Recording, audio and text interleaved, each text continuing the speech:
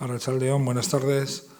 Es grato volvernos a encontrar aquí en el marco de la exposición sobre Javier Villarreal Armendáriz para seguir indagando a través de un diálogo con tres personas que han tenido diferentes vínculos con Javier Villarreal y, por lo tanto, completamos otras actividades que tuvimos hace una semana y yo, lamentablemente, sigo con mi catarro y mi posibilidad de hablar mucho. No es mal que hoy me toca hablar poquito y espero que el momento que me toque hablar no me entre el acceso de tos. Bien, agradezco vuestra presencia y tengo el gusto hoy de compartir este diálogo con Xavier Idoate, un viejo amigo de Javier, que entró con él de profesor el año 87 en la Facultad de Bellas Artes, se jubiló en el 2014, pero sigue siendo un artista implicado en la investigación, también la indagación sobre el arte y las nuevas tecnologías, y por lo tanto ya compartieron en la facultad muchas facetas, investigadoras y docentes, mucha experiencia común, mucho afecto, porque había una amistad ahí cultivada en el tiempo, y por lo tanto el primero a intervenir va a ser Xavier, que es además, he dicho, artista y amigo. En segundo lugar está Iñaki Arzoz, de aquí Pamplonica, que la conocéis, que también fue amigo de Javier y que compartió con él bastantes discusiones y diálogos en torno a su obra, a su propio trabajo en diferentes momentos. Y hay una entrevista preciosa que yo la he citado mucho en mis textos y cuando he hablado con él, una entrevista muy bonita que hicieron sobre arte híbrido, conversaciones sobre arte híbrido. Y yo creo que sobre esto también podrá darnos un poco una síntesis de esas discusiones amigables, de esos contactos. Y Iñaki también fue crítico en Mugalari, en el Gara, es profesor da clases de pintura y él también es artista y pintor. Pero también tiene una faceta investigadora, crítica, a través de su investigación. Tiene algunos trabajos muy interesantes. Yo he leído alguno con Andoni Alonso sobre arte y nuevas tecnologías. Por lo tanto, sería el segundo que podría hablarnos más de estas discusiones que tuvo, pero también de su faceta de una amistad que creció con muchos avatares distintos en juego. Y en tercer lugar tenemos a Izaskun Gámez, que fue alumna de Javier en la Facultad de Bellas Artes, que es artista y que en la actualidad es técnico del Museo Muñoz Sola de Arte Moderno en Tudela. Bueno, yo creo que entre las intervenciones de los tres invitados e invitadas vamos a poder trazar una perspectiva vital, artística, docente más amplia, que enriquecerá otras discusiones y cosas que están también en el catálogo, también porque veo aquí gente que estoy convencido que tuvo relación con Javier y, por lo tanto, en el diálogo posterior que vamos a hacer saldrán nuevos aspectos de esa vitalidad incesante que animaba su trabajo docente, investigador y artístico. Por lo tanto, sin demorarme más, lo único advertir que por un problema de agenda y de despiste y que Nerea y Diego estaba previsto que presentara hoy también en esta mesa, tiene otro acto a la vez y no tiene el don de la ubicuidad, no podía desdoblarse, pero bueno, hemos encontrado a una exalumna de Javier que con mucho agrado y muy animosa nos dará un poco esa otra perspectiva. Por tanto, os pido disculpas por haber sido inicialmente avisada o informada a Nerea y Diego, pero no ha podido venir. Bien, por lo tanto, cada uno hará una presentación de 12 minutos y luego establecemos un diálogo ya compartido entre todos y todas. Bueno, muchas gracias. Xavier. Hola. Buenas tardes. No sé muy bien cómo podría hacer en pocos minutos un resumen de lo que fueron los años desde que conocí a Javier Villarreal, porque yo lo conocí justo cuando entramos los dos en una gran remesa de artistas que entramos allá a la facultad como profesores, en un momento en que había pues una gran escasez de profesorado allá y entonces pues entramos como, digamos, en aluvión, ¿no? Un momento de cambio de esos importantes.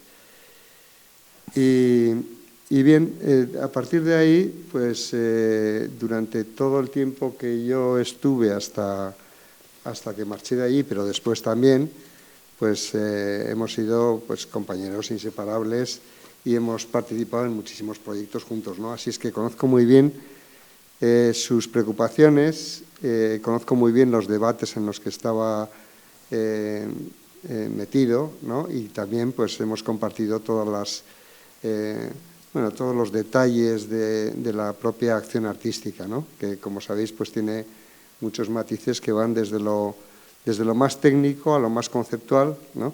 Pues todo eso lo hemos debatido muy extensamente, ¿no? Bueno, yo diría que respecto a lo que puede resultar hoy más interesante es toda la parte que tiene que ver con la aportación de Javier en el campo de lo digital, ¿no? En el campo de lo digital digo porque lo digital es una aparición en el escenario de la cultura, es una aparición pues muy reciente, ¿no? Cuando digo reciente digo muy de los años 80-90, ¿no? Porque previamente a eso no se vislumbraba como que podía tener la influencia que posteriormente hemos visto que ha tenido, ¿no? Cuando empezamos con proyectos que tenían que ver con lo digital sería pues aproximadamente en el 90, ¿no? Año 90, 92, cuando empezaban a existir ordenadores que eran, digamos, posibles de usar por un usuario normal y corriente, ¿no? Entonces ya empezamos a tener muchos debates sobre, cuando digo empezamos a tener muchos debates entre él y yo, ¿no? Había otra gente también, pero él y yo discutíamos muy frecuentemente de todas estas cosas, ¿no? Compartíamos en realidad todas las preocupaciones referentes a esto. Hasta entonces en la facultad había algunos elementos interesantes digamos, de modernización tecnológica en el área sobre todo de audiovisuales, ¿no? Lógicamente pues era un entorno que se prestaba a eso, y también algo en el área de diseño. Y esas eran áreas que tradicionalmente pues ya estaban, digamos, metidas con ciertos acentos de la incipiente revolución digital, ¿no? Pero en el año 94, 93, 94 ya decidimos iniciar una serie de materias que enfocaran, digamos, lo digital en la práctica artística cotidiana, ¿no? Que lo mezclaran, lo digital, con áreas que ya existían, como podía ser el grabado, la pintura, el vídeo, también el diseño, la publicidad, lo que fuera, ¿no? Es decir, cómo integrábamos todas esas nuevas herramientas que eran muy incipientes y que, para decirlo claro, realmente no funcionaban. Es que no funcionaban, ¿eh? Es que lo que eran las máquinas en esa época eran cosas que había que poner a funcionar para que hicieran algo, porque eran elementos que estaban pensados para otras cosas, estaban pensados para una oficina, estaban pensados para un procesador de texto, pero no estaban pensados para hacer imágenes, para hacer vídeos, para hacer otra serie de cosas, ¿no? Así que durante estos años el curso de dibujo tecnológico se empezó, creo recordar, en el 94-95, se adquirieron por parte de nuestro departamento una serie de ordenadores. Una semana después nos robaron todos los ordenadores, o sea que partimos, digamos, de una tabla rasa muy conveniente, ¿no?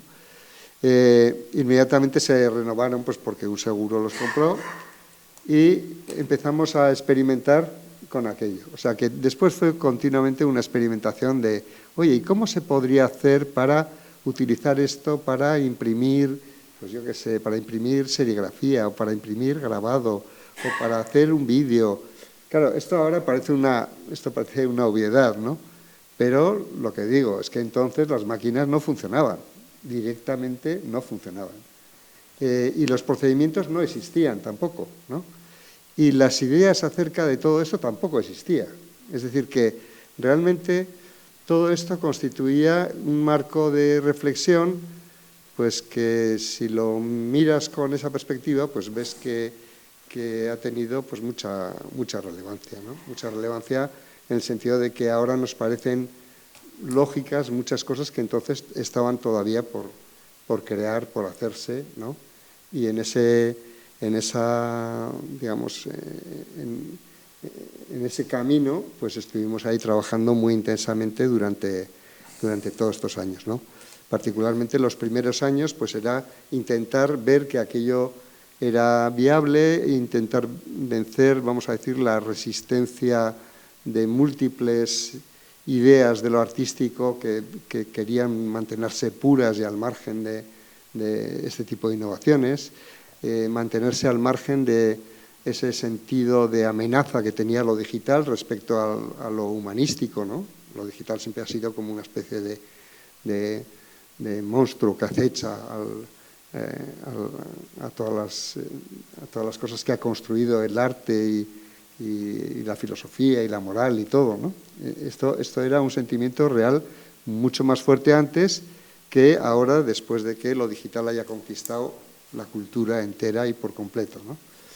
Entonces, bueno, esto ha sido pues realmente un viaje muy apasionante que contarlo en detalle sería imposible, totalmente inviable, pero que creo que vale la pena resaltar de la aportación, bueno, increíble y continua, con un empeño impresionante de Javi en todo este trabajo. En esta exposición se pueden ver, pues, por épocas, ¿no?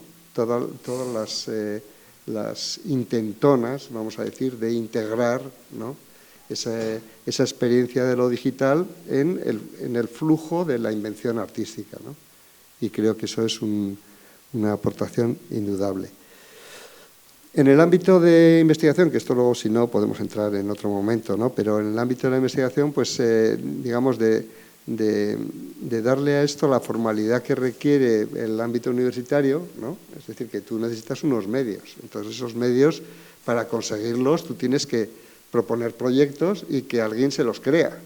Lo cual, bueno, ahora cualquiera se crea un proyecto, pero creedme que en 1995 eso no era nada sencillo, ¿eh? Y que se reconociera que aquello tenía algún fundamento, una vez hecho, pues era menos. Hoy mismo he estado repasando papeles y así, he estado repasando cartas que escribíamos a los gestores de la Universidad del País Vasco sobre, bueno, cómo no se tenían en cuenta o no se evaluaban correctamente las aportaciones que se estaban haciendo, ¿no? Creo que hoy ya todo es terreno que felizmente ya está, digamos, muy trillado, muy conquistado y ya no, digamos que hay un montón de cosas de esas que se han conseguido. Pero en ese momento era pues muy difícil, ¿no? Y resaltaría también otro aspecto que creo que es importante y que es una aportación importante, que es el proyecto docente de Javi, que sería el año 97, cuando se presentó. Recuerdo que lo presentamos simultáneamente él y yo, bueno, simultáneamente con unos meses de diferencia, y que es un proyecto que contiene, pues vamos a decir, un test de lo que era en esa época todas las preocupaciones del mundo artístico referentes a lo digital, ¿no? Y entonces creo que fue eso una aportación muy interesante, una base de trabajo extraordinaria, y bueno, ahí tuvimos pues grandes debates y bueno, y creo que hay muchas aportaciones todavía por descubrir en eso, ¿no? Y como podría seguir yo aquí, bla, bla, bla, bla, bla, pues os dejo que... Vale. Luego retomamos algunas cuestiones. Perfecto. Iñaki. Vale. Bueno, pues hablar de Javi Villarreal, desde luego yo creo que para los tres no es, digamos, una experiencia académica, a base de leer libros, de admirarlo en la distancia, es una experiencia biográfica, ¿no? Entonces, un poco para explicaros las cuatro cosas que os puedo decir, os cuento brevemente cuál fue, digamos, mi contacto con Javi, ¿no? Que es lo que me llevó luego a interesarme, digamos, por su obra, por su trabajo y tal, ¿no? Yo lo conocí a Javi Villarreal en la Facultad de Bellas Artes, era, creo, no sé si es 3 o 4 años mayor que yo, Él estaba acabando la carrera, yo estaba, no sé si en el segundo o tercer curso, y recuerdo que creo que era en una clase de Xavier Morras, de dibujo, donde no sé por qué trajo él alguno de sus dibujos, ¿no? Entonces a mí aquel vistazo a uno de sus dibujos me emocionó, ¿no? Porque era uno de esos dibujos que se hacían en la facultad en papel de estraza, grandes y tal, pero tenía algo, ¿no? No era el dibujo, digamos, de un alumno que trabajosamente intenta, digamos, adquirir rudimentos sobre el dibujo, sino era un dibujo de alguien libre, que tenía rabia, que sabía expresarse, que quería contar cosas, ¿no? Era una de esas figuras humanas, algunas de las cuales hay ejemplos en la exposición, ¿no? Entonces yo creo que me impactó y hasta me dio un poquito de envidia, ¿no? Dije, joder, cómo se dibuja aquí los alumnos de cursos superiores, ¿no? Qué fuerza, ¿no?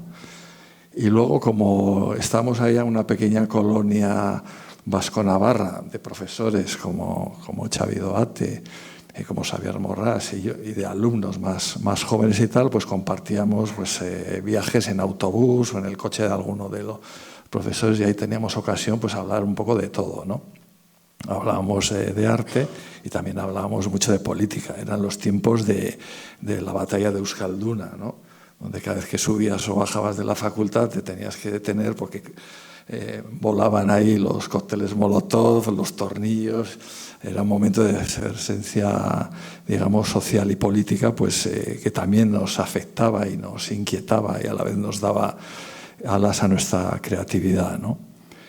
Y luego, después de eso, reconstruyendo un poco eso, pues mantuvimos un cierto contacto, pero no excesivamente, digamos, continuado. Pero sí, como empezaba, digamos, con su papel de profesor de dibujo tecnológico y demás, lo que nos contaba Xavi, lo invitamos, Andoni Alonso y yo, a un seminario que se hizo en la UBNA, en la Cátedra Oteiza, que se llamaba Cibercultura a propósito experimental, ¿no? Donde intentábamos unir un poco con el espíritu oteiciano de investigación de todo este mundo de lo digital, ¿no? De la cibercultura, ¿no? Y ahí nos habló por primera vez de ese contrato del pintor con el ordenador, muy interesante, el texto lo tenéis en el catálogo, que luego resume muy bien, digamos, todas las inquietudes técnicas, personales, filosóficas, ideológicas incluso, ¿no? de una persona inteligente que se enfrenta a este mundo digital que entonces, como comentaban, era pues, perfectamente novedoso, ¿no? Y como desde una actitud crítica, ¿no? Te enfrentabas, digamos, al acontecimiento de las nuevas tecnologías en el mundo del arte, ¿no? Que fue casi, digamos, como un apocalipsis, ¿no? Luego, a partir de entonces, mantuvimos una cierta relación que se fue agrandando en el ámbito un poco del activismo.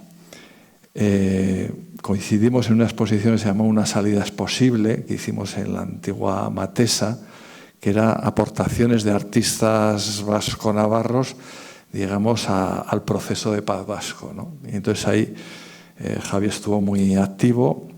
Yo también estaba un poquito organizando y ahí empezamos una cierta vinculación con un grupo de artistas que luego se constituyó en un grupo que se llamó Artamugarriak, donde continuamos ese trabajo, ¿no? De apoyo desde el mundo del arte y la cultura, digamos, a un proceso de paz que felizmente pues hoy está conseguido o está en construcción, porque ese es un proceso que siempre está abierto, ¿no? Entonces, en ese grupo hicimos muchas performances, acciones, hacíamos círculos de sillas, escribíamos cartas, etcétera, etcétera, ¿no? Y recuerdo pues, una de esas intervenciones que él siempre ponía su nota digital, digamos, a nuestras acciones, ¿no? Hicimos una acción en las Bardenas que se llamaba Bardenas Tibesti, porque apoyábamos al pueblo Tubu del Chad, haciendo una especie de árbol, digamos, fabricado con elementos de reciclaje, ¿no? Y él lo puso en el mapa digital del Google Earth, que era una de las preocupaciones entonces, ¿no?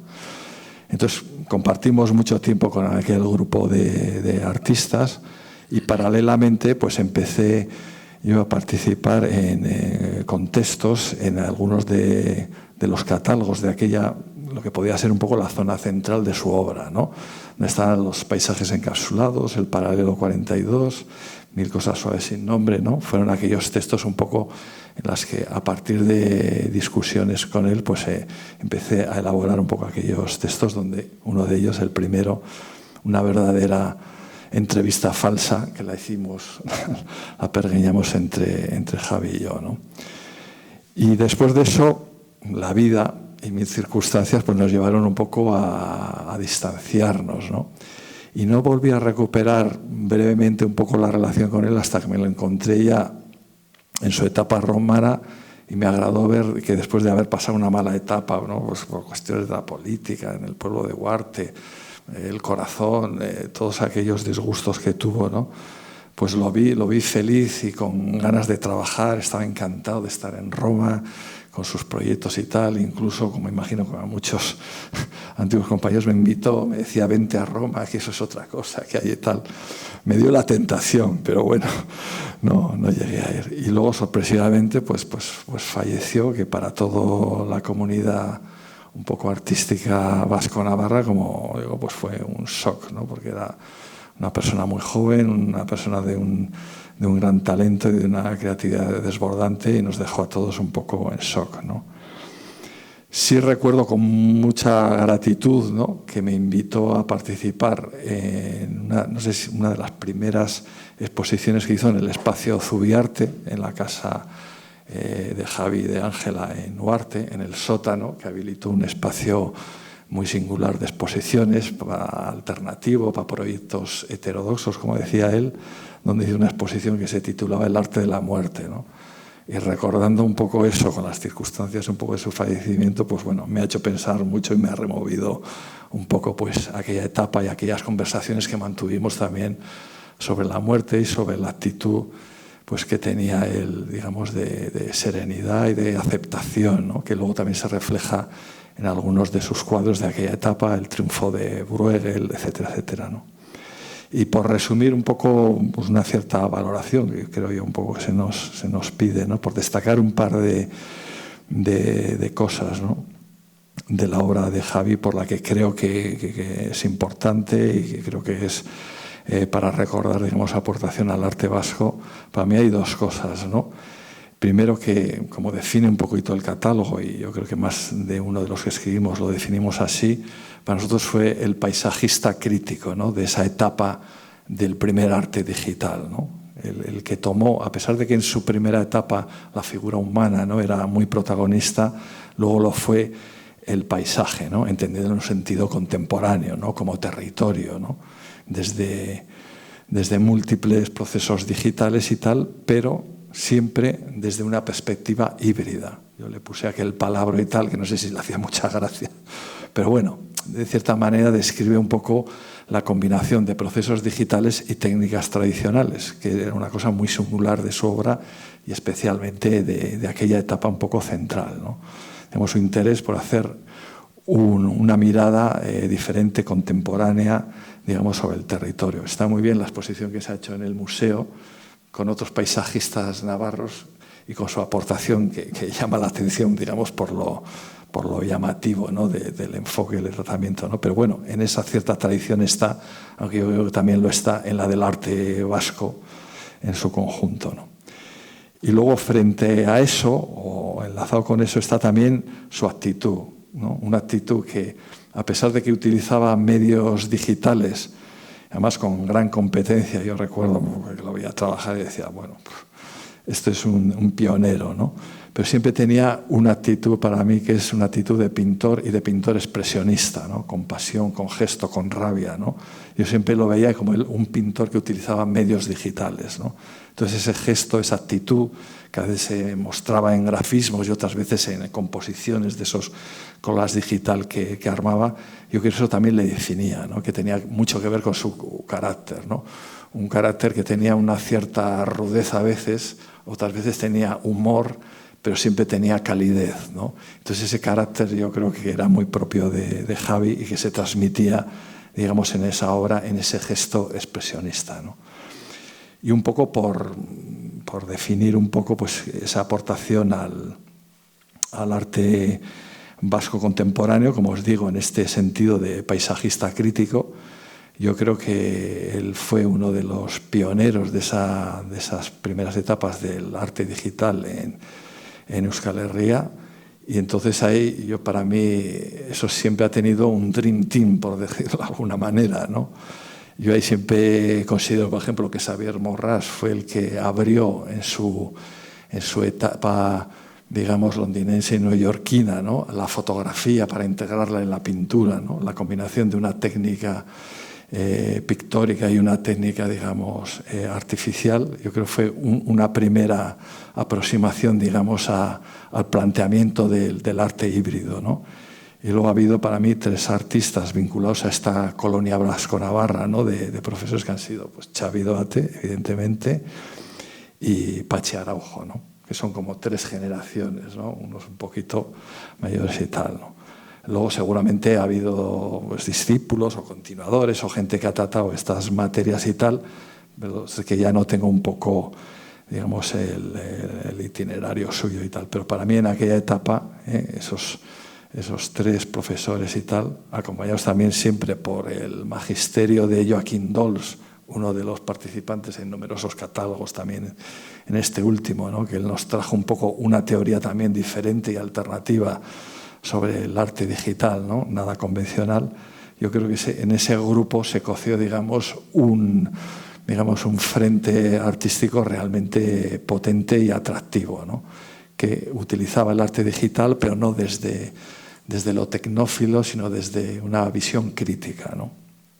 Y bueno, podemos seguir hablando de cosas que luego, si quieres, desarrollemos. Yo lo único que quería, digamos, dejar un poco la definición que para mí, él fue siempre un pintor y un artista investigador, ¿no? Así como hay artistas que se recrean en un estilo y continúan, y esa es su marca lo que importa. Para mí, la actitud de búsqueda, de interpelación a la técnica, a su propia vida, a cantidad de cosas que estaban pasando en el mundo, en la política, en todo, para mí era lo que definía su actitud como artista, ¿no? Para mí era eso, un artista que investigaba, y hasta el final del tiempo, con todas estas experiencias del líder que tenemos aquí, algunos ejemplos, pues así lo demostró, ¿no?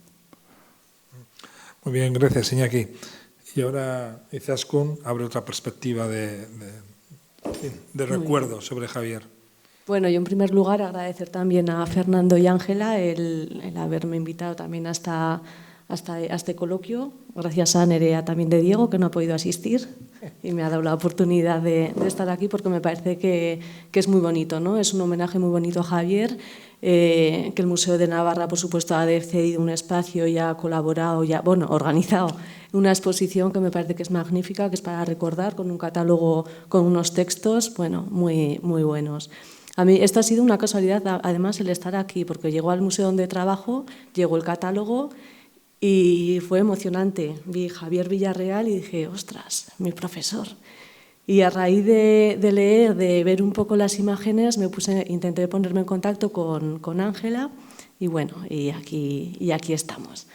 Bueno, a mí me dio clase, yo he preparado unas imágenes un poco para ver la huella, ese impacto que Javier Villarreal ha dejado no en mí, porque hemos sido cientos de alumnos que han pasado por su aula. De hecho, era una de las clases deseadas, que a mí me recomendaron otras amigas, me dijeron, esta no te la pierdas, dibujo tecnológico. Entonces, bueno, es muy bonito, ¿no?, recordar esas cosas. Cuando a los alumnos les gusta una clase, es por algo. Entonces yo hice dibujo tecnológico en el año 2003, si no recuerdo mal, porque han pasado 20 años y bueno. Hice dibujo tecnológico en el primer cuatrimestre y luego hice con Xavier Idoate, hice también como la continuación de esa asignatura. Entonces, bueno, he traído algunas imágenes del proyecto, los trabajos, eso que hablaba antes con Ángela sobre el cajón desastre en el que metíamos un montón de imágenes, que era un poco lo que Javier nos hacía, ¿no? Nos abría la cabeza y nos metía un montón de herramientas para poder trabajar, teniendo en cuenta que con 20 años pues somos unos críos, no hemos vivido, no tenemos apenas experiencia. Entonces era una forma de entrar, ¿no?, en el mundo del arte, en todo este mundo. Yo hice un trabajo que que hablaba sobre un proyecto tierra. Vivo en Tudela, cerca de las Bardenas, entonces he mamado, ¿no? Esa tierra, ese olor a tierra mojada, esa combinación también con la mujer.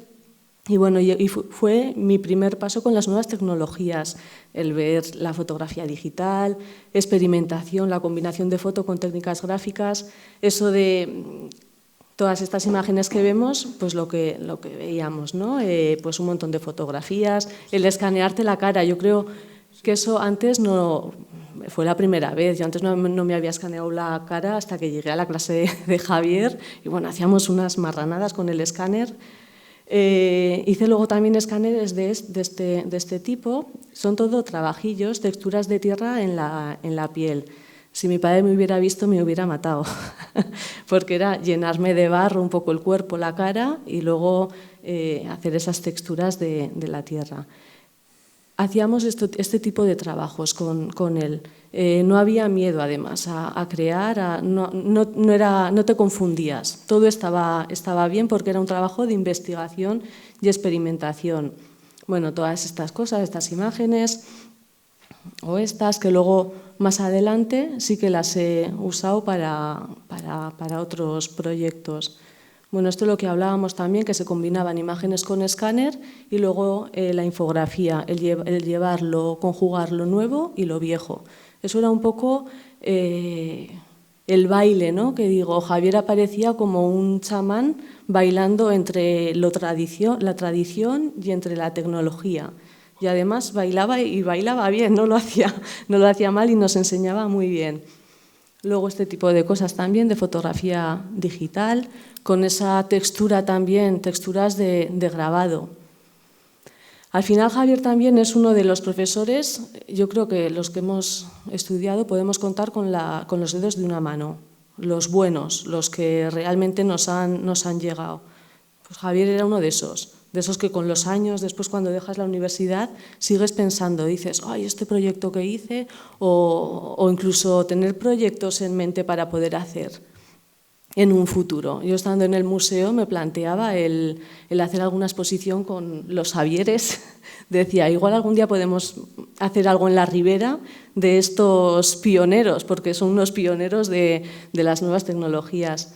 Bueno, luego otra vez volviendo al fotograbado, volver otra vez a la fotografía, a lo nuevo, lo viejo. Eso a mí me ha marcado mucho, aunque ahora no esté en el mundo creativo, pero sí que esa marquita de combinación, de experimentación. Una manera negra, esta la hice en Italia, con una de las fotos que hice con él, con Javier, una de esas fotos escaneadas, y en vez de ir a lo nuevo, fui a lo viejo. Bueno, esa es esa huella, ¿no? de la que estamos hablando. Luego me fui a Londres y en Londres se hice trabajo sobre, otra vez, ese cajón desastre, esas imágenes en las que se combinaban siempre fotografía, grabado, dibujo. Y ahí estaba él un poco sobrevolando también en todas estas cosas. Esto lo pasó muy rápido porque no tiene tampoco mucho que ver, pero quería traerlo más que nada para que se vea esa combinación, el no tener miedo a la mezcla. Decía antes Javier también el tema del monstruo de la tecnología que ha venido a quitar, ¿no? A quitar la tradición de la pintura y todo eso. Yo, siendo más joven, todavía esos miedos los sigo teniendo. Es decir, parece que si no lo dibujo, no sé dibujar. Bueno, pues este tipo de cosas hacía también en Londres, la mezcla siempre de dibujo combinado con lo que teníamos a nuestro alcance. En la universidad teníamos a nuestro alcance máquinas de grabado, un montón, profesores también que nos sabían guiar, pero luego al final teníamos que aprender a manejarnos con nuestros elementos.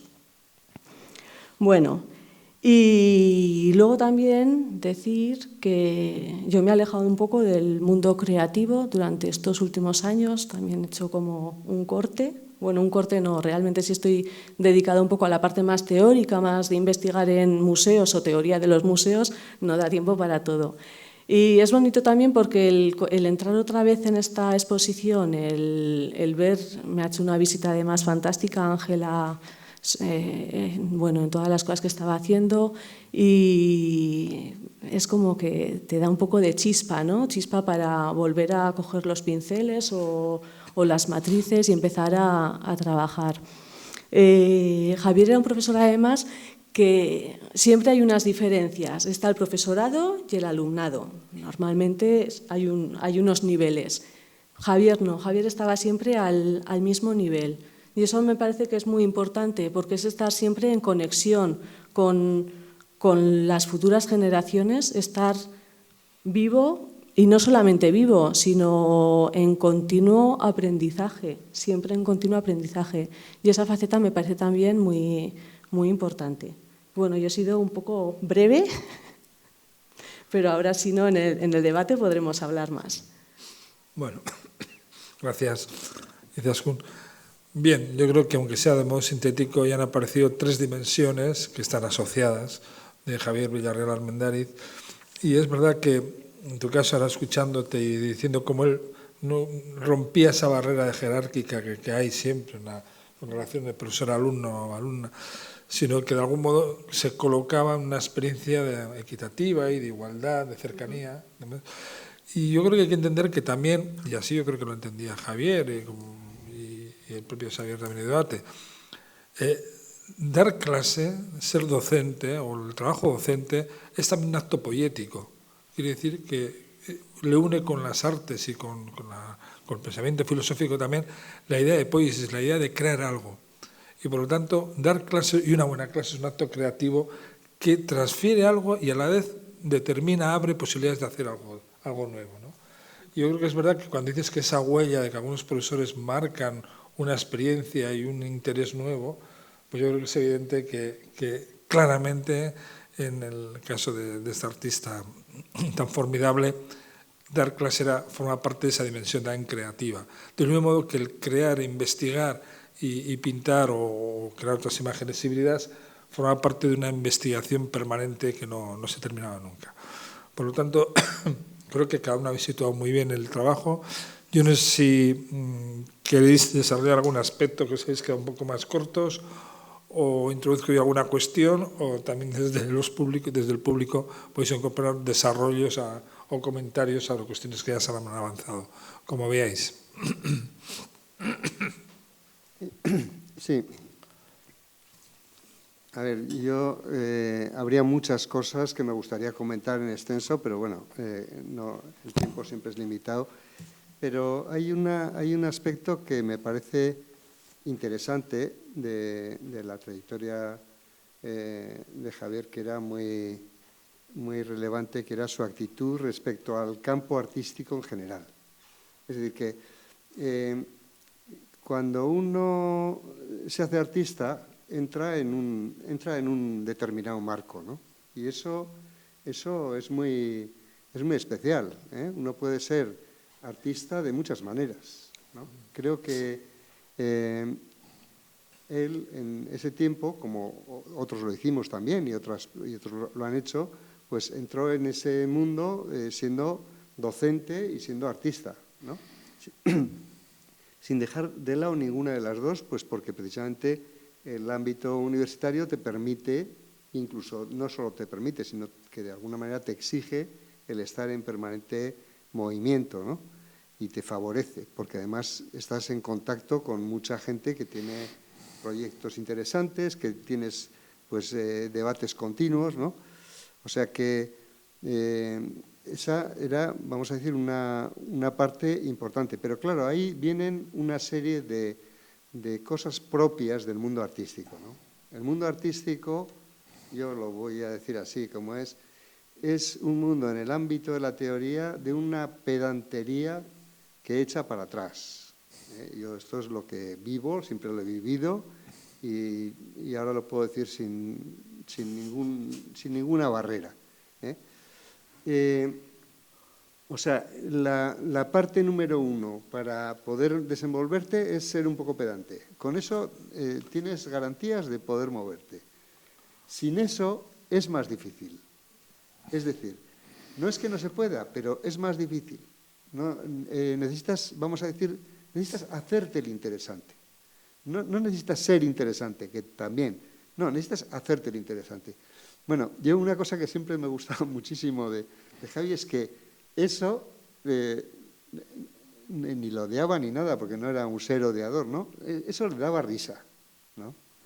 Y creo que era su postura respecto a esa visión, que en realidad es una visión un poco raquítica del mundo del arte, cuando se mete en esos terrenos, de esos discursos farragosos y un poco subidos de tono y tal.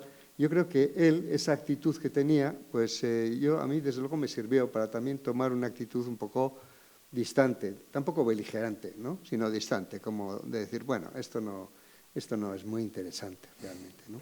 Entonces creo que esa actitud en Javi era muy, muy llamativa.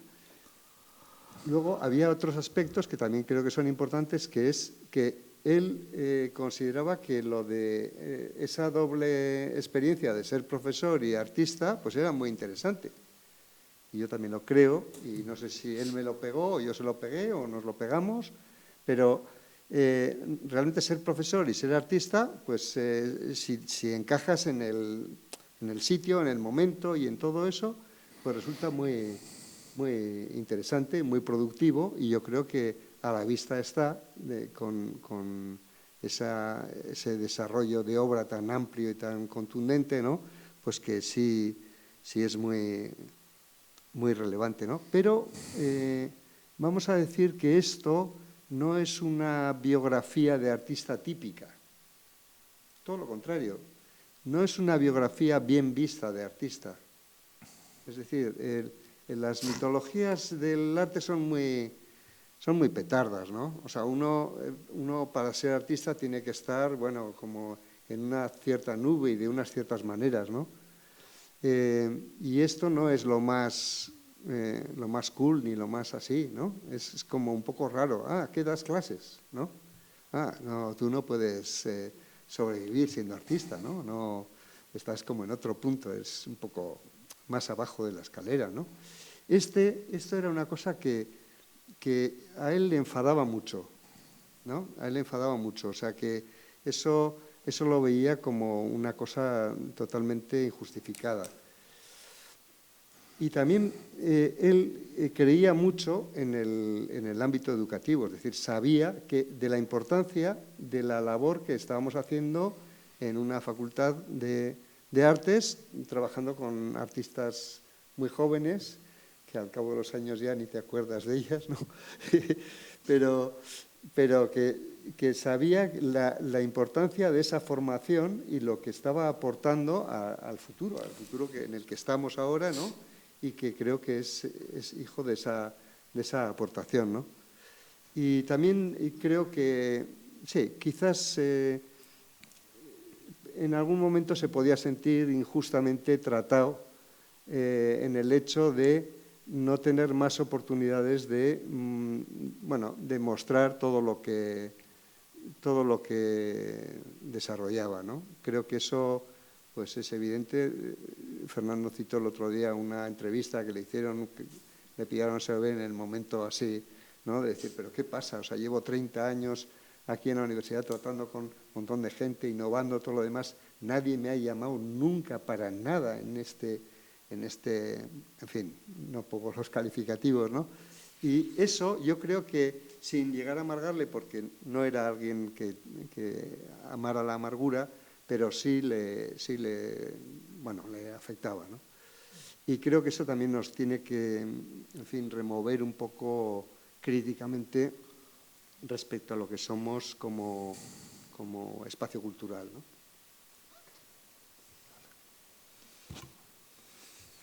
Sí, igual por destacar dos temas que me parecen centrales y a la vez personalmente me parecen muy interesantes. Es un poco cómo caracterizamos, ¿no?, a una primera generación de artistas vascos que se enfrentan a la tecnología, ¿no? Hay múltiples posibilidades y ahora realmente, digamos, las vías son cientos, ¿no? Pero en aquel momento, para mí, la actitud de Javi en gran medida también la de este grupo Colonia de artistas profesores vasco-navarros, tomó una actitud que a mí me pareció muy interesante y con la que yo me entendía muy bien, ¿no? Cómo hacer que la tecnología no fuera un espectáculo, no ser seducidos, digamos, por la tecnología y firmar como Fausto, ¿no? Un pacto, eso, sino saber, como dice él en su contrato, que hay letra pequeña, ¿no? que hay compromisos, que hay problemas, que hay críticas, ¿no? Cómo ser consciente de las herramientas tecnológicas que utilizas, ¿no? Yo creo que eso es algo que no sé si los artistas, digamos, del mundo tecnológico actual, que estoy un poco perdido, por lo menos los artistas vascos, si tienen ese compromiso, digamos, con la herramienta que utilizan de la misma manera que Javi Villarreal especialmente tenía, ¿no? Yo en uno de esos palabras que me gustaba utilizar entonces y que a él seguramente le hacían gracia, pero no le servían demasiado, yo le llamaba que su obra era la obra de un cyborg transvernáculo, ¿no? Imaginaos el palabra, o sea, una persona que utiliza las nuevas tecnologías, que las integra en sí mismo, pero que tiene un vínculo con lo vernáculo, con la tierra, con sus raíces, con su cultura, con la cultura vasca, ¿no? Yo lo veía un poco a Javi Villarreal en esa especie de hibridez, ¿no? De esas dos cosas, ¿no? Y él tuvo una expresión muy, muy bonita que decía algo así, como él se veía como un ángel con alas de madera, ¿no? O sea, cómo utilizaba, cómo las nuevas tecnologías le permitían volar, hacer cosas realmente increíbles, pero a la vez los materiales de los que estaba hecho su obra, ¿no? Por lo menos conceptualmente y muchas veces físicamente, eran pigmentos, a veces eran materiales, eran gestos, eran actitudes corporales y tal, ¿no?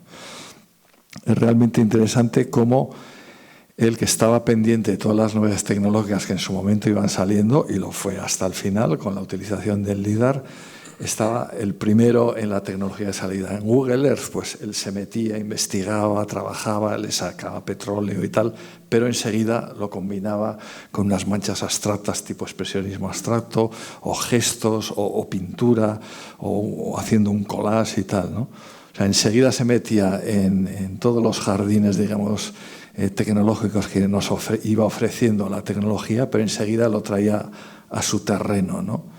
Y le daba ese gesto, ¿no? Ese gesto expresionista, ese gesto de pintor, ¿no?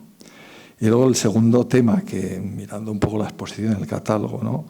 Y que en su día yo recuerdo que hablamos y tal, el tema de la muerte, ¿no? Cómo estaba presente de manera muy central, no solo en la obra aquella donde tituló El triunfo de Bruegel, sobre el triunfo de la muerte, el famoso cuadro de Bruegel, sino que en muchas de sus obras está presente de una manera u otra, ¿no? O sea, si veis pues una arqueología industrial, las alineas de Añana que parecen fantasmales, la máquina de hacer frío que transmite esa sensación, digamos, del final de la muerte y tal, cadáveres o cuerpos que están en el río, ¿no? Como la Ofelia de Hamlet, ¿no? O sea, la presencia de la muerte, incluso de sus primeras obras, donde hacía denuncia política de la violencia policial que había entonces, ¿no? Aparecían cuerpos lacerados, aparecían muertos, y luego en el paisaje, pues edificios abandonados, arqueologías y tal. O sea, él estaba, digamos, siempre con esa temática, ¿no? Él solía decir que cuando se dejaba llevar un poquito por eso y le daba un tratamiento pictoricista y tal, que se mostraba muy romántico, ¿no? En el fondo yo creo que era expresionista, pero también porque previamente tenía una actitud romántica hacia el arte. O sea, no era alguien que utilizaba las nuevas tecnologías desde una visión cerebral o conceptual, sino desde la pasión, desde ese romanticismo o expresionismo, ¿no? Pero tampoco era trágico, ¿no? Porque también tenía esa vena humorística y de desplante, ¿no? Y de enfrentarse a la vida, lo decían algunos de sus textos y tal, y de alguna manera lo mostró en su obra, ¿no? Sí. Bueno, este es un tema que merecería una discusión singularizada. El tema como él primero aborda la cuestión de la belleza y luego la asocia a la muerte, pero también la forma de abordar la muerte aparece una forma de belleza también nueva, ¿no? Yo creo que lo interesante es cómo lo aborda él, que es un romántico no romántico, podemos hablar un poco de las paradojas que él, porque es trágico, para él es irónico. Y entonces cuando aborda esa memoria de la muerte, no la sublima sobre la posibilidad de una continuidad hacia lo suprasensible, lo infinito, sino que es muy consciente que vivir es vivir la experiencia de lo precario y de lo obsoleto, por lo tanto de la muerte que nos rodea en todo, ¿no? Y esa distancia irónica le hacía separarse de esa herencia más romántica, pero sí que él le da importancia para darle también una carga de profundidad a su forma de leer el mundo, de disputar querellas y litigios por el, con el mundo y con la existencia. Por lo tanto, es muy pertinente lo que dices, pero lo singular que son están dando los artistas del caso de Javier es esa distancia irónica para abordar eso que es trágico y a la vez no es trágico, sino que lo convierte en una experiencia cotidiana de dar sentido, de dar significancia, aun sabiendo que la vida está llena de sinsentidos, la existencia está llena de sinsentidos y de enigmas y de misterios, pero que el arte recrea bajo formas nuevas, ¿no? Yo creo que ahí sí que es un artista profundo, poco valorado, porque a veces el hablar tanto de los recursos, digamos, creativos, tecnológicos o no, o técnicos, digamos, olvidamos que todo eso estaba para producir formas que eran capaces de litigar y reflexionar sobre aquello que nos concierne a todos, ¿no? Y a todas.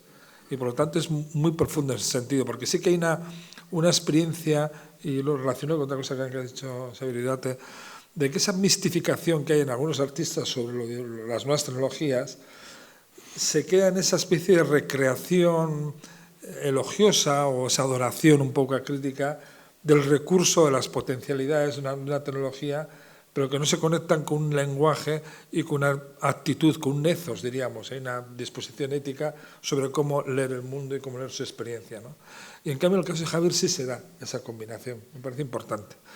Y luego otro asunto importante, quería matizar con lo que has dicho antes, y hay que reconocerlo, el de algún modo lo dice, y los que habéis tratado más lo habéis vivido, ¿no? Esa cierta frustración a que, digamos, el reconocimiento, más allá de algunos que valoran mucho su trabajo, pero el reconocimiento del campo del arte, que es un campo complejo, ya dije la otra vez, es un sistema, un entorno donde hay mediaciones de mercado, mediaciones críticas teóricas, mediaciones críticas, mediaciones institucionales, etcétera, que hace que determinadas figuras que no entran en las necesidades que requiere ese aspecto mundano, digamos, del arte, que hay que hacer muchas relaciones públicas, estar en bienales, estar en ferias, estar con gente. Él, de algún modo, ocupado como estaba en su trabajo creativo, investigador y docente, se desinteresó un poco por esa parte que a veces es importante para poder tener esa visibilidad mayor. Entonces yo entiendo esa frustración porque entre la valía de sus aportaciones y el reconocimiento que tuvo, se crea ahí una especie de barrera o de foso imposible de superar. Y yo creo que esta exposición permite pensar sobre eso, ¿no? Y permite que él no estaba en esa pomada. Él no estaba todo el rato ni en las dinámicas. Tarde tuvo una beca investigadora y al final de su vida. Pero es que, mira, yo estuve el otro día, ayer, en un tribunal de becas del gobierno vasco, de becas de creación. Y analicé 100 propuestas, 100 informes. Todo el día estuve reunido. Y he estado varios años. Y sí que me he dado cuenta, y a la luz de lo que decías, que hay mucho interés en mucha gente joven de obtener un reconocimiento rápido, pero se va a centrar en el circuito del arte joven contemporáneo, que está modulado por múltiples circunstancias y mediaciones, y galerías, y mercados, etcétera, pero también por determinados discursos teóricos de moda, decías tú, donde hay un corta y pega de teorías muy en boga, pues si no citas a Greimas, a Deleuze, a Foucault, y luego si eres chica, si no citas a determinadas autoras también muy conocidas, o a Rancière, es que no te comes un pimiento. Es decir, parece que hay toda una literatura asociada a la puesta en valor de una obra, pero que son pastiches, es decir, son cosas que no encarnan realmente en el hacer de ese artista, pero sí son estrategias de comunicación, estrategias de apariencia y de presentación que permiten entrar en unas dinámicas de reconocimiento rápido, algo en el que tanto tú como Javier o tú mismo o el propio Borràs no han entrado nunca. Pero eso pagas un precio, sales un poco de la escena visible del mundillo del arte. O sea, y esto lo decía a la luz del otro día. ¿Cuánta gente se ha ocupado en vida de Javier de analizar a fondo su trabajo? Muy pocos. Yo mismo lo descubrí muy tarde, lo he reconocido muchas veces. Iñaki lo ha trabajado mucho, tú que lo conoces de sobra, pero este problema está presente en algunas trayectorias dilatadas de artistas. Sí, lo que pasa es que, de acuerdo, yo no tengo nada contra que un artista busque, digamos, ese reconocimiento pues desde el principio. Sí, desde primero de carrera, casi. Que yo sí tengo que recomendar a un artista que se está formando ahora que haga algo, es que realmente se empeñe en ese camino. ¿Por qué? Porque justamente nuestra generación y la siguiente generación, que es la de Javi, pues esa parte quedaba despreciada, lo cual es, evidentemente a la larga pues es un error y consiste en un lastre que tú vas arrastrando. Pero en ese tiempo todo el ámbito institucional del arte, ¿a qué se ha dedicado? Es decir, no es solo cuestión de que los artistas en esa época no tuviéramos ese enfoque ni tal. O sea, esto lo hemos visto en Julián Choirujo, lo hemos visto en muchísima gente que ha hecho muchísimas cosas y que ni se ha visto, ha pasado totalmente desapercibido. Eso, bien, de acuerdo, sí, culpa del artista, sí, en cierto modo, pero ¿a qué se ha dedicado el ámbito artístico? ¿A qué se ha dedicado? Bueno, pues a poner unos referentes, los que han caído por allá, ¿no? Tuvieran o no tuvieran ninguna, digamos, virtud como puntales de lo que es una visión estética de una época. Y ahora vamos a pensar en qué ha supuesto, no ya para la cultura artística, para la cultura en general, la revolución digital. Es que vamos a pensar, hace 30 años, ¿cómo era el mundo? Estamos en un mundo que es distinto. Y eso ha sido una conmoción terrible. Claro, nos hemos ido acomodando y bien, pues todos sacamos el telefonillo, hablamos, enviamos mensajes, hacemos fotos, buscamos viajes por aquí y por allá, nos movemos por la red, por los mapas, por todo. Es decir, estamos inmersos en el mundo digital. Pero eso que ha pasado, ¿cómo se estaba viendo y cómo se estaba digiriendo en el campo artístico? Es decir, ¿quién ha dado ahí visiones, puntadas? ¿Quién ha traducido todo eso a lo humano, ¿no? Es decir, ¿qué ha pasado ahí? ¿Qué se nos ha perdido? ¿En qué han estado ocupados los que se ocupaban del campo artístico? Que no se han fijado que eso estaba pasando. A ver, esto sin indignación y sin nada, como decía también Javi, yo lo he aprendido de él, pero cariñosamente el mundo artístico no es el mundo artístico, no el hecho artístico, el mundo artístico no se ha enterado de la fiesta.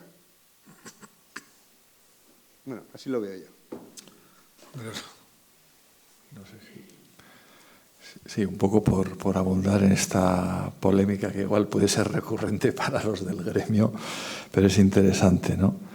Yo añadiría aquí dos factores. Uno, que en el arte vasco hubo un suceso importante, que fue toda la etapa del efecto Guggenheim, ¿no? Que nos arrastró, digamos, a todos hacia un tipo de arte espectáculo, ¿no? Que se ha promocionado en el Guggenheim, y también un arte vasco que estaba sancionado por una serie de marcas, no exactamente en el gran arte espectáculo, digamos, vamos a decir, americano o internacional, pero sí que podía estar asociado con eso, o como mucho, como pequeñas parcelas en las que se dejaba, digamos, asomar en el arte vasco, ¿no? En el Guggenheim. Entonces, durante muchos años eso ha marcado a los jóvenes artistas, ¿no? O sea, la expectativa que tenían en Bilbao no era la humilde galería de unos amigos autogestionada y tal, o lo era para ciertas personas, sino era ese monstruo del Guggenheim, con todo lo bueno y todo lo malo, ¿eh? No le digo, digamos, las cosas buenas que nos puede traer, nos puede enseñar y tal, pero para el arte vasco eso fue un obús en la línea de flotación. Yo recuerdo que en la época que Javi y yo estábamos, y tú también, Xavi, compañía y tal, se hicieron unas manifestaciones, se hicieron una exposición, se hicieron escritos y tal, donde se decía, lo que queremos es un museo nacional de arte vasco, no queremos un Guggenheim, una franquicia extranjera, tal y cual. Bueno, podía tener una parte un poco exagerada o demagógica y tal, pero tenía también una parte de verdad, ¿no?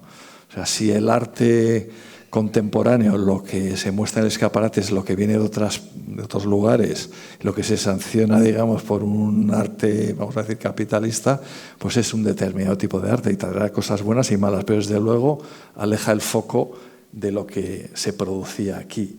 Y lo que se producía aquí eran cosas muy interesantes, cosas que realmente estaban incidiendo de manera crítica en digamos, en este panorama del acontecimiento de las nuevas tecnologías, ¿no?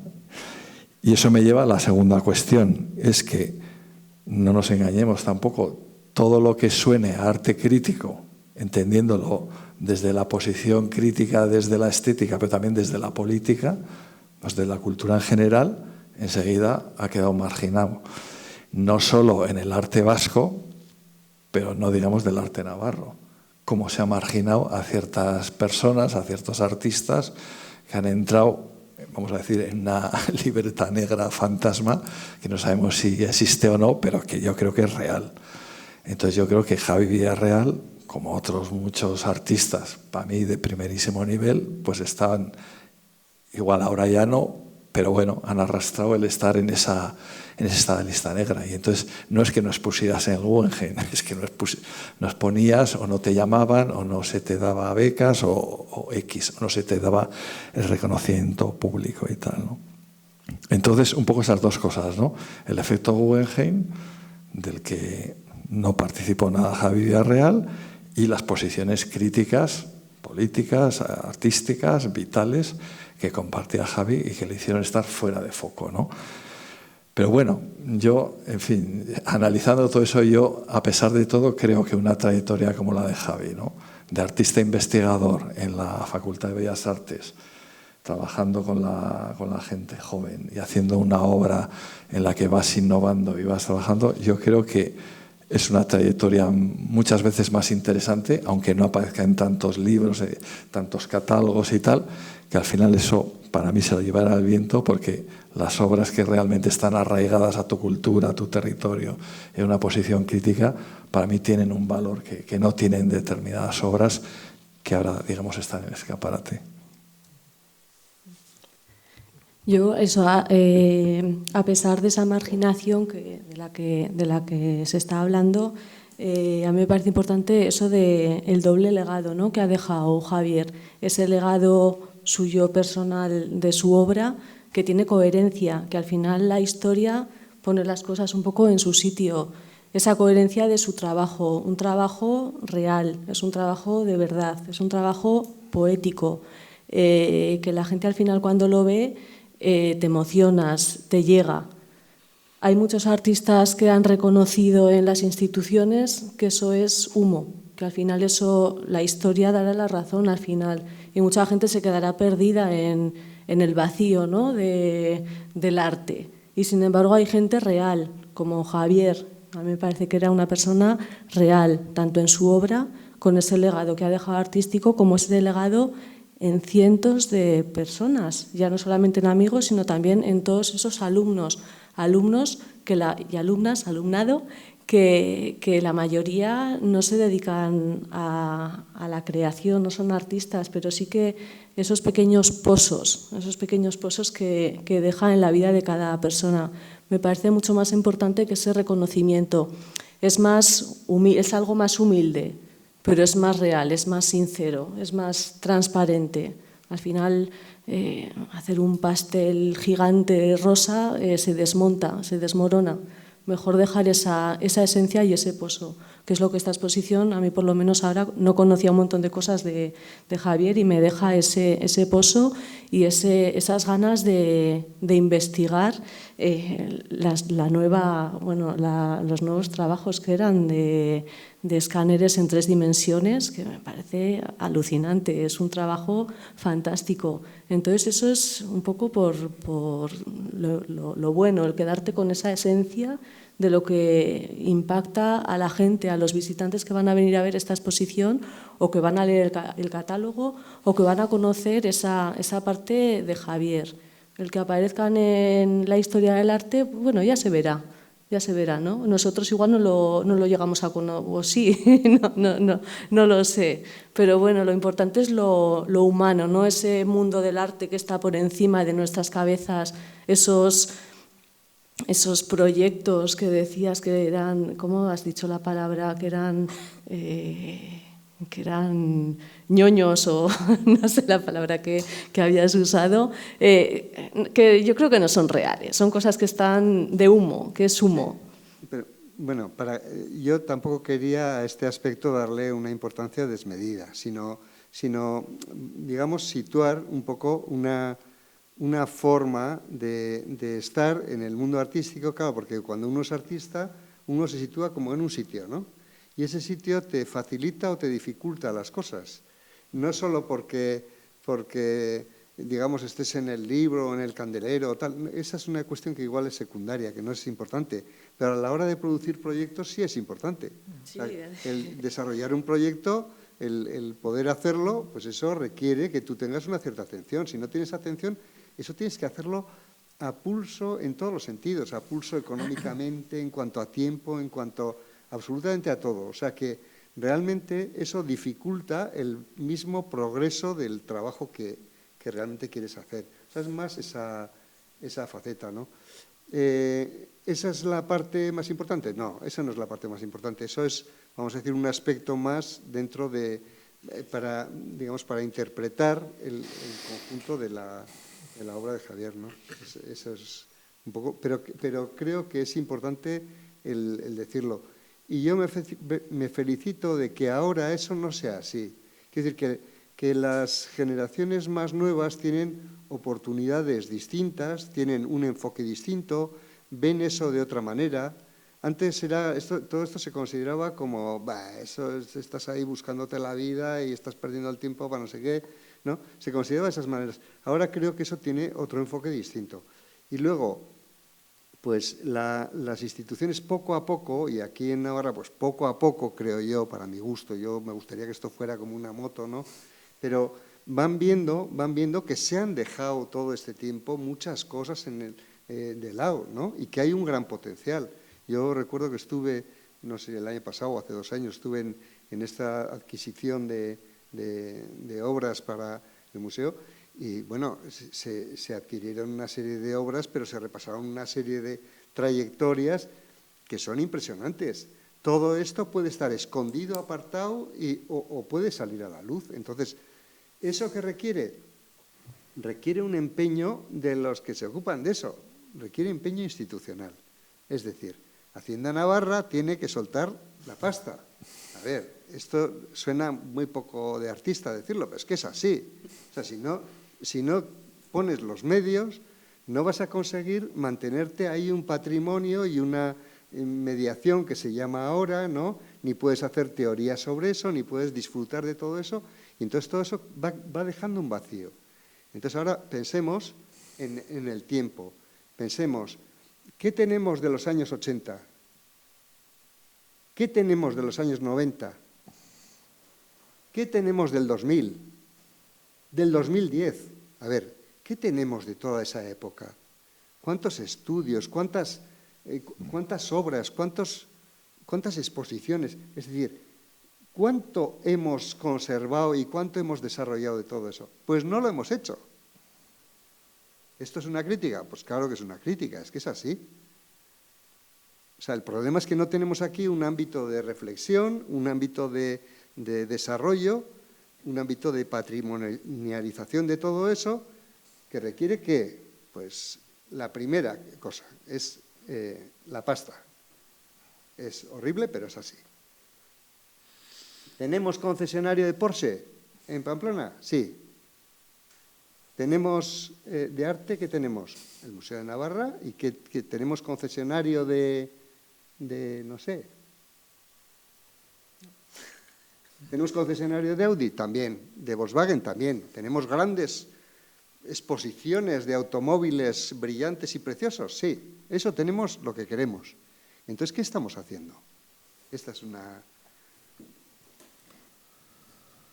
Iba por ahí un poco el... Bueno, después de esta nota crítica, esta postilla crítica,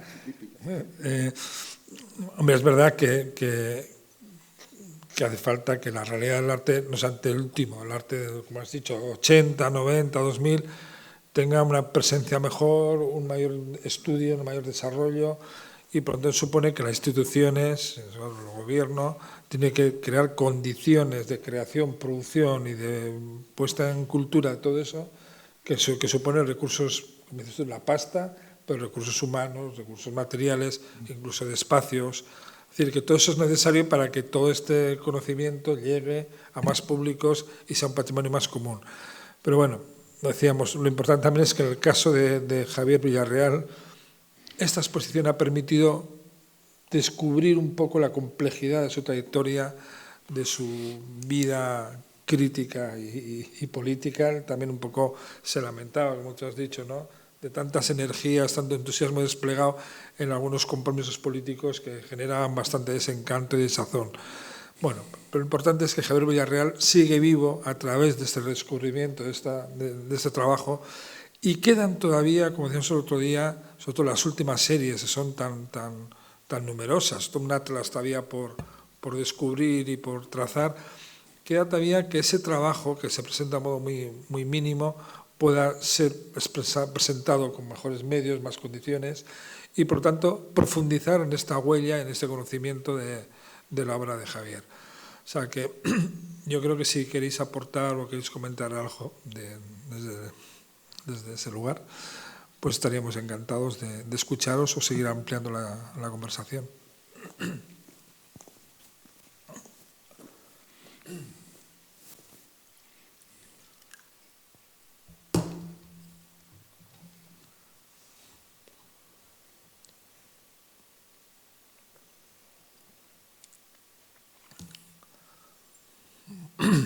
Bueno, somos atrevidos para correr el encierro, pero para hablar en público nos va la vida. Bueno, yo por romper un poquito el hielo, a lo largo de todo este proyecto y escuchándoos, pues hay, por ejemplo, me ha extrañado, y eso si es así correcto, pues alguien me lo matice, no haber escuchado el término de pionero, ¿no? Sí. De punta de flecha, de punta de lanza en toda esa investigación. Se ha dicho. ¿El término pionero ha salido? Sí. Vale. Varias veces, sí, también. Vale. Sí. Y luego, sí, bien, pues y luego por otra parte también, yo no le conocí, o sea, sí que alguna vez le he visto, pero no le conocí con profundidad personalmente. Y imagino que en él había una persona con una gran inteligencia, ¿no? Con una gran intuición, porque tener esas preocupaciones, aparte de su sensibilidad, aparte de su formación, aparte de sus inquietudes, aparte de su planteamiento artístico, estético y vital, yo imagino una persona casi visionaria, ¿no? Porque estamos hablando de unas preocupaciones y de poner en marcha una serie de prácticas y de, pues con una visión de lo que comentaba Xavier Idoate, ¿no? Que en los años, principios de los 90, o sea, teníais un interés en eso, que luego resulta que es como poner el dedo en la llaga de todo aquello que ha venido, ¿no? Entonces, si podíais ampliar un poquito esa faceta del artista y de la persona. Sí, de hecho, la única cosa que tenía apuntada era que cuando se hizo la rueda de prensa de la presentación de esta otra exposición, precisamente, Mercedes, tú comentaste que a ver si realmente era un trabajo innovador el que se había hecho, ¿no? Y me pareció muy interesante el ponerlo de relieve porque, bueno, pues a veces hay que volver atrás y decir, bueno, a ver, esto en este momento, ¿cómo se puso en marcha y por qué? Y eso. El término de pioneros a mí tampoco me gusta mucho porque, bueno, ya sabes, tiene todas esas connotaciones un poco literarias, un poco así. Pero sí es cierto que ahí hay un descubrimiento temprano de la importancia que tenía todo esto. Y yo creo que es un descubrimiento poético y político y todo lo que empieza por P, ¿no? ¿Por qué digo esto? Porque estas herramientas, en el momento en que aparecieron, eran muy sugerentes. Es decir, eran enormemente sugerentes. De hecho, a mucha gente la atraparon y la hundieron para siempre. Es así, ¿no? Como ocurre con estas cosas. Eran muy brillantes. De repente ver un gráfico, bueno, aquellos juegos que veríais en los bares que eran asteroides, ¿no? O los... sí.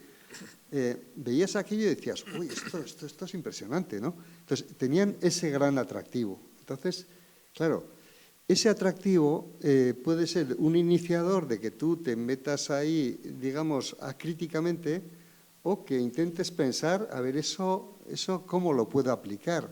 ¿Eso para qué me puede servir en lo que yo quiero, que es otra cosa? Lo que yo quiero es contar una historia, una idea, una poética, una política, una visión, ¿no? Un enfoque sobre el mundo. Entonces, en ese momento, en esos años, Javi decía una cosa que era que lo que queríamos hacer con esto de dibujo tecnológico y todo eso era cortarle la cresta al gallo. Ya sabes, era como un rollo un poco de tío macarrilla, así, ¿no? A ese gallito le vamos a poner en su sitio, ¿no? Como que la tecnología digital venía con unas ínfulas, con una chulería, ¿no? Y que eso lo que teníamos que hacer era ponerlo al nivel humano que correspondía, ¿no? Ese era un poco, vamos a decir, el estilo también un poco literario que tenía Javi respecto a esto, ¿no? Vamos a cortarle la cresta al gallo, vamos a hacer que ese gallito de la tecnología que se cree que puede con todo, pues baje al terreno donde tiene que estar, que es haciendo cosas como venimos haciendo desde 1400 o desde 1300 o desde 1000 años antes de Cristo, ¿no? O sea que, digamos, llevarlo al terreno de lo artístico. Y entonces, eso, el haberlo visto en ese momento y haber visto, digamos, el potencial estratégico que tenía, aunque tengo que decir que ni por asomo nadie podíamos imaginar que la revolución digital iba a llegar a los niveles que ha llegado, ¿no? Pero sí se intuía que iba a ser algo pues muy relevante, ¿no? Entonces, bueno, sí, hay ese inicio pionero, sí, lo hay, sí. ¿Se puede decir Javi Villarreal era un pionero de esto? Pues sí, pero creo que habría que matizarlo para darle el verdadero sentido, ¿no? Sí, un poco contestando a tu pregunta, en la misma línea que marca el Xavi, yo creo que fue un pionero. Vamos, la obra lo demuestra. Pero más interesante que ser un pionero es no ser un pionero convencional, que luego, pasado el tiempo, quedes un poco como una especie de, digamos, de primer publicista de una tecnología o de una serie de prácticas artísticas que luego han sido tan asumidas que pasan, digamos, sin pena ni gloria, ¿no? Yo recuerdo en los tiempos en los que empezó a interesarse por el Google Earth, ¿no? Esta tecnología que ahora la utilizamos para ver cualquier cosa, él no buscaba hacer unas composiciones estéticas de Google Earth espectaculares que demostraran el potencial de esa tecnología, sino buscaba apropiarse de esa tecnología para mostrarnos algo, ¿no? Entonces se quemaba las pestañas para buscar aquellos lugares donde había un conflicto, ¿no? Era increíble, ¿no? Te llamaba entusiasmo. Mira lo que he descubierto, qué tal, qué igual, ¿no? Pues un cementerio de aviones militares que no sé qué, o ahora el muro del Sáhara que no sé qué tal. Entonces ahí extraía unas consecuencias políticas y tal. Entonces se apropia de la tecnología de la gran tecnología digital que empezó a innovarse entonces, pero para buscarle, digamos, una mirada poética por un lado, pero como diréis también política, ¿no? Entonces, en ese sentido era un pionero no convencional, era un pionero, pero con una actitud crítica. Yo eso lo valoro doblemente, ¿no? Y luego viendo la obra última, que yo no conocía en gran medida, solo alguna cosa, una cosa que me ha llamado la atención también en el sentido pionero es que ha recuperado algo que ha estado muy denostado en general en el arte contemporáneo, que es lo narrativo, ¿no? Lo narrativo, lo figurativo, durante mucho tiempo en el arte, en la plástica, ha sido algo, vamos, era algo imposible, desde que vino el arte abstracto, el arte conceptual, etcétera, pues todo esto, digamos, como que no tenía cabida y era despreciado. Yo recuerdo en la facultad, cuando hacías alguna alusión a eso, pues enseguida te miraban, digamos, de manera extraña y tal, ¿no? Y sin embargo, en esta fase última, por ejemplo, del LIDAR, a mí me llama la atención porque me recuerda a un thriller y a un tráiler, ¿no? O sea, parecen escenarios de crímenes. Y estos vídeos, como el que nos pusiste tú el otro día, muy interesante, son casi pequeños artefactos narrativos que te quieren contar algo que se parece, para mí, a las introducciones de muchas series que vemos ahora en plataformas, que lo mejor de todo, más que los capítulos, son las introducciones, con una música, con una estética, con este 3D, con no sé qué y tal, que son realmente buenísimas. Yo no sé si las dirigen los propios directores de los capítulos o hay artistas específicos dedicados a eso, que algunas son realmente magistrales. Pues lo que últimamente hacía Javi se parece, pero años antes, a las cosas que se están haciendo, digamos, en estas producciones digitales, ¿no? Entonces, para mí, eso era un innovador, un pionero no convencional, sino crítico, doblemente interesante en ese caso, pero que siempre lo era. No lo fue al principio y luego ya se acomodó, sino que también en su última obra estaba apropiándose de una tecnología para darle una visión y estamos viendo, digamos, producciones que siguen con olfato, con intuición, digamos, esas vías que de alguna manera exploró Javi, ¿no? Muy bien. ¿Algún comentario más o pregunta?